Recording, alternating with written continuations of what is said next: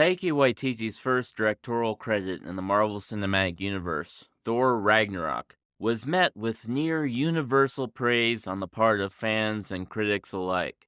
It's safe to say that expectations for his follow-up adventure, Thor Love and Thunder, were fairly high.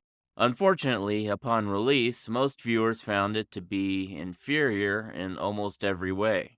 Personally, I believe that Ragnarok and Love and Thunder suffer from many of the same problems, the only difference being that in the case of the former, most viewers were so excited to finally see an exciting Thor movie that they glossed over the majority of its flaws. But either way, there is a significant amount of fixing that could have been done to turn Thor Love and Thunder into a solid entry in both the Thor franchise and the Marvel Cinematic Universe as a whole. That being said, this is going to be the first video in a three-part series outlining the steps I would take to fix Thor Love and Thunder. Step 1. Depict the evolution of Gore's motivations more fully. Gore has absolutely fantastic motivations in this film, but unfortunately, he goes from 0 to 60 pretty quickly so that we can, have more time for Thor to pour beer all over his axe. There are a few things that could have helped Gore stand out as an absolutely top-tier Marvel villain, all of which would have been amped up to 11 by the amazing Christian Bale. Now we know that Gore has good reason to be angry with his own god.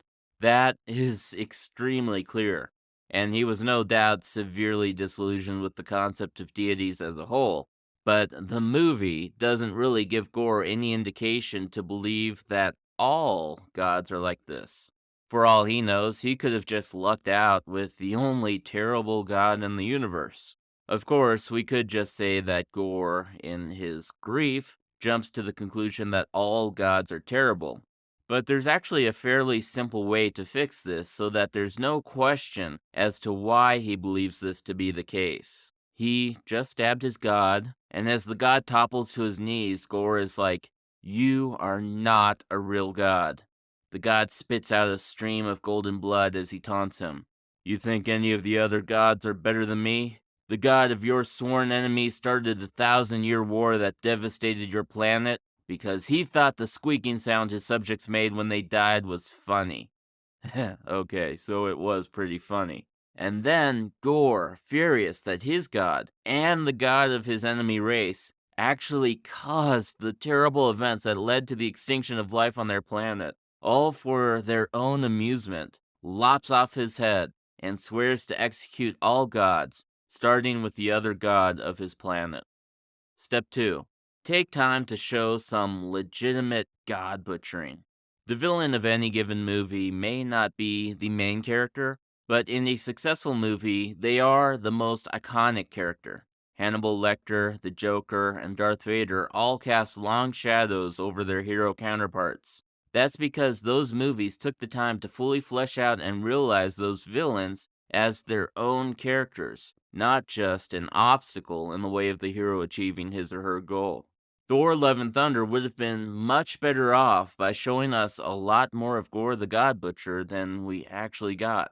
It would have been fantastic if we had the opportunity to see him getting to know his own weapon and how it works. It would have been awesome to see him traverse the Shadow Realm for the very first time.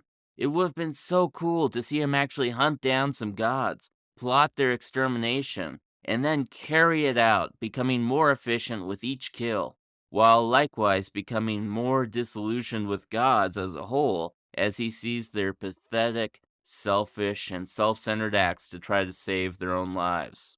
Finally, he's fully convinced that there isn't a single good god in existence, even though we, as the audience, know that this is incorrect on principle. Gore's godslaying would reach a climax with his epic battle against Falagar the Behemoth, who Thor describes as being extremely peaceful. So in this situation, the god doesn't want to hurt Gore. It would be a lot like the situation with the space whales in Avatar: The Way of Water. But once he does decide to start defending himself, well, things start to get real. It's at this point that Gore learns how to summon shadow monsters to aid him in his slaying of the giant. Maybe he even summons them by stabbing the sword in the creature's own back and having them seep out of it. By the time Gore faces Thor for the first time, we have ample reason to believe that it's going to be an even pairing. And after Gore gets in a few good hits that cause Thor's golden blood to splatter, we really believe that Thor is in danger, and it's going to take all of his skill and training to stay out of the reach of the Necrosword and avoid being butchered by it. Step 3. Change the reason Jane receives the hammer. There are two problems with the way Jane obtained the hammer in this movie. First and foremost, there has never been any indication before this film that either of these two god weapons were sentient.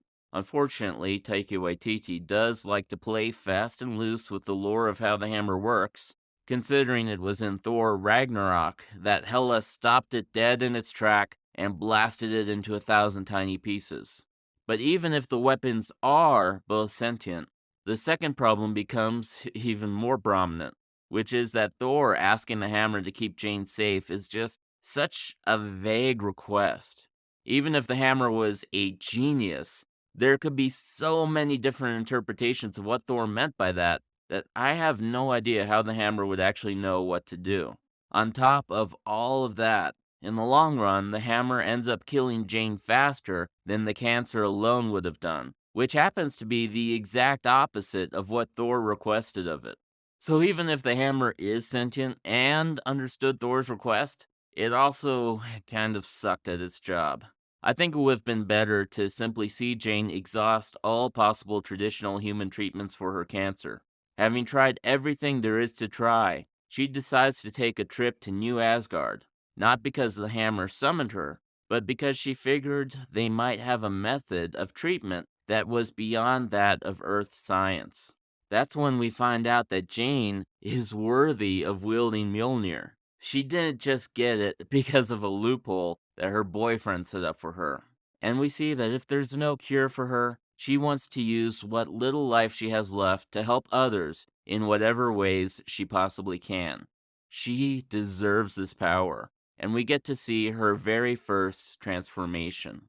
Well, thank you so much for listening to the first part of my 3-part series on how to fix Thor Love and Thunder. I hope you liked it.